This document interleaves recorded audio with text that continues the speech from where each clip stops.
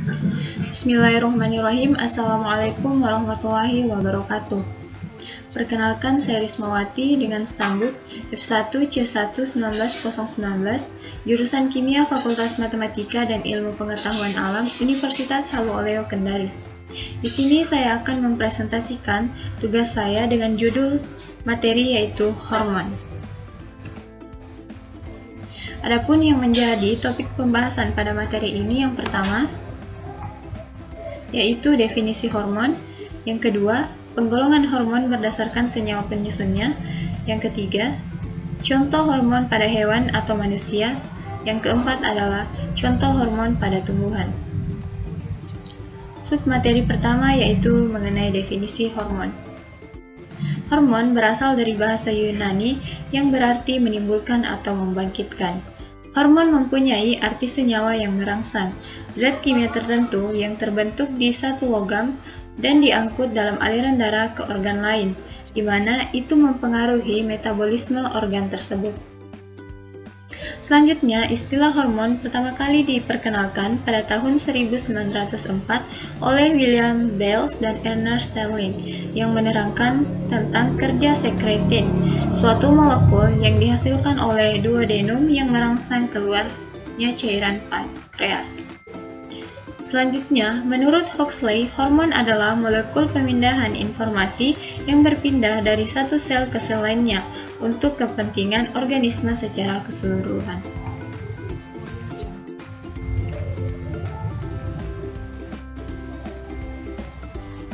Submateri kedua yaitu mengenai penggolongan hormon berdasarkan senyawa penyusunnya.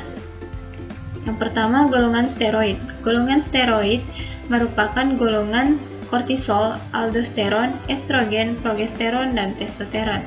Sedangkan golongan kedua yaitu golongan protein dan polipeptida, yang termasuk ke dalam golongan ini yaitu oksitosin, insulin, glukagon, dan parathormon. Penggolongan hormon ketiga yaitu golongan amina atau derivat asam amino, yang termasuk dalam golongan ini yaitu tiroid, epinefrin, dan norepinefrin. Selanjutnya kita masuk pada contoh hormon. Pertama itu golongan steroid. Golongan steroid merupakan hormon kelompok steroid yang diproduksi oleh bagian korteks adrenal, testes, ovarium, dan plasenta. Kelompok hormon ini disintesis dari bahan dasar kolesterol, bersifat larut dalam lipid, bersifat lipofilik atau hidrofobik sehingga hormon ini dapat melintasi membran dengan mudah dan terikat dengan reseptornya yang berada di intraseluler. Contoh dari golongan steroid ini yaitu hormon estrogen atau hormon pada seks wanita. Estrogen dibagi menjadi tiga yaitu estradiol, yang kedua yaitu estron, dan yang ketiga adalah estriol. Pada slide kita dapat melihat struktur masing-masing dari hormon estrogen. Selanjutnya yaitu pada golongan protein dan polipeptida. Hormon golongan protein dan peptida bersifat larut dalam air atau hidrofilik dan disintesis di retikulum endoplasma granuler. Pada saat sel endokrin dimulai dari prekursor hormon yang belum mempunyai aktivitas biologis sebagai hormon. Contoh dari hormon ini yaitu adalah hormon insulin. Hormon insulin merupakan hormon pengatur kadar gula dalam darah. Berikut adalah struktur dari hormon insulin. Selanjutnya yaitu pada golongan amina. Hormon amina berasal dari tirosin. Dua kelompok hormon yang berasal dari tirosin adalah hormon-hormon kelenjar tiroid dan medula adrenal. Hormon ini dibentuk oleh enzim-enzim yang berada di kompartemen sitoplasmik sel kelenjar. Contoh dari golongan amina ini yaitu tiroid. Berikut ini adalah struktur dari tiroksin yang merupakan salah satu jenis dari tiroid. Selanjutnya adalah hormon yang terdapat pada manusia atau hewan. Di sini saya mengambil salah satu contoh yaitu hormon adrenalin. Hormon adrenalin atau kadang kita juga sebut sebagai hormon epinefrin merupakan golongan hormon amina yang diproduksi oleh kelenjar adrenal dan otak. Tepatnya, hormon ini diproduksi oleh kelenjar adrenal yang terletak di atas ginjal. Kelenjar inilah yang akan mengeluarkan hormon adrenalin dan mengalirkannya ke dalam aliran darah. Tubuh akan melepas hormon ini di saat kita merasakan stres, tertekan, takut, senang, atau berada dalam situasi yang menegangkan. Hormon adrenalin merupakan hormon yang dihasilkan oleh tubuh pada saat kita mengalami situasi yang berbahaya dan pada saat kita sedang stres. Dalam jumlah yang seimbang, hormon ini memiliki peran penting untuk menjaga fungsi organ tubuh. Namun, kekurangan maupun kelebihan hormon ini justru akan membahayakan kesehatan kita. Ini merupakan struktur dari hormon epinefrin atau hormon adrenalin.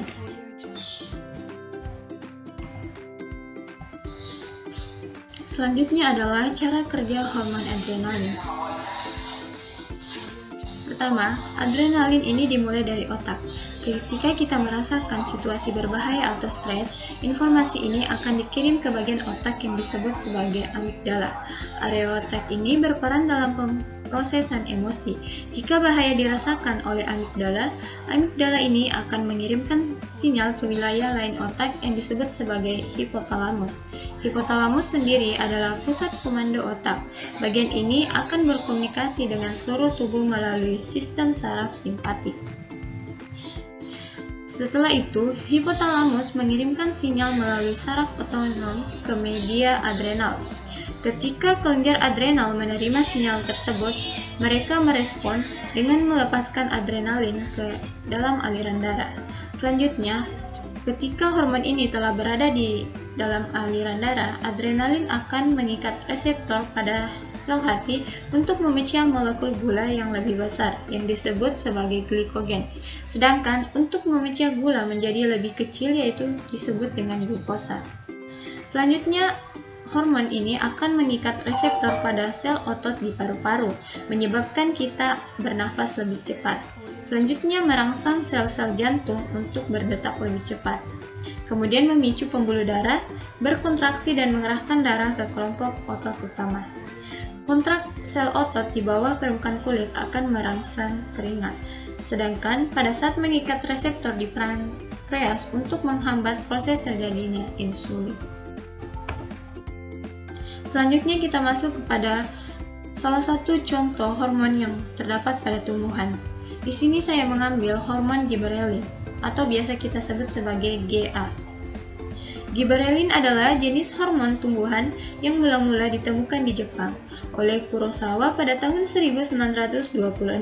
Sebelumnya, pada tahun 1920-an, para peneliti Jepang menyelidiki suatu penyakit cendawan pada padi yang disebabkan oleh Gibberellin fujikuroi. Selanjutnya, hormon ini dibedakan menjadi 4 jenis, yaitu hormon giberelin jenis A1, A2, A3, dan A4. Pada setiap jenis hormon ini memiliki fungsi yang berbeda. Pada hormon ini ditemukan total karbon sebanyak 19 hingga 20 unit yang mana dikelompokkan menjadi 4-5 struktur cincin. Fungsi dari hormon giberelin ini yaitu mendorong perkembangan biji, perkembangan kuncup, pemanjangan batang, pertumbuhan daun, mendorong pembuangan, perkembangan buah, mempengaruhi pertumbuhan, dan yang terakhir itu sebagai diferensiasi akar. Hormon giberelin ini diproduksi paling besar pada akar dan daun muda. Meskipun demikian, pengaruh giberelin hanya pada daun dan batang. Pada batang, giberelin bersama auksin merangsang pemanjangan dan pembelahan sel batang. Giberelin juga berpengaruh pada perkembangan buah. Namun, kinerja giberelin harus dibarengi dengan kontrol auksin. Salah satu contoh pengaplikasian giberelin adalah pada buah anggur Thomson yang tumbuh besar dan terpisah jauh antara dua buah yang lain. Perkecambahan biji juga dipengaruhi oleh giberelin karena setelah buah biji mengambisi air, giberelin akan dibebaskan dan akhirnya mengakhiri dormansi biji. Selanjutnya adalah cara kerja hormon giberelin. Sebagian tumbuhan dikotil dan sebagian kecil tumbuhan monokotil akan tumbuh cepat jika diberi hormon giberelin. Banyak tanaman yang secara genetik pada saat dia kerdil akan tumbuh normal setelah dia diberi hormon giberelin. Efek dari giberelin ini tidak hanya mendorong perpanjangan batang, tetapi juga terlibat dalam proses regulasi perkembangan tumbuhan seperti halnya auksin. Hormon ini sangat berpengaruh terhadap sifat kerdil genetik atau genetic dwarfism, pembuangan, partenografi, mobilisasi karbohidrat selama perkecambahan, dan aspek fisiologi lainnya. Perpanjangan sel, pembentukan RNA baru, aktivitas kambium, serta sintesa protein juga didukung oleh kinerja giberelin. Giberelin dapat mempercepat terjadinya tunas di permukaan tanah. Hal ini disebabkan karena giberelin ini memacu aktivitas enzim hidrolitik, khususnya alfa amilase, yang menghidrolisis cadangan pati sehingga tersedia nutrisi yang cukup untuk tunas supaya bisa tumbuh menjadi lebih cepat. Namun, tinggi tanaman tidak dapat dipengaruhi oleh hormon ini. Hal ini dikarenakan hormon ini diberikan pada umbi bibit sebelum ditanam, sehingga pengaruhnya hanya pada fase awal saja. Demikianlah presentasi yang dapat saya sampaikan. Lebih dan kurangnya mohon dimaafkan. Wabillahi taufiq wal hidayah. Wassalamualaikum warahmatullahi wabarakatuh.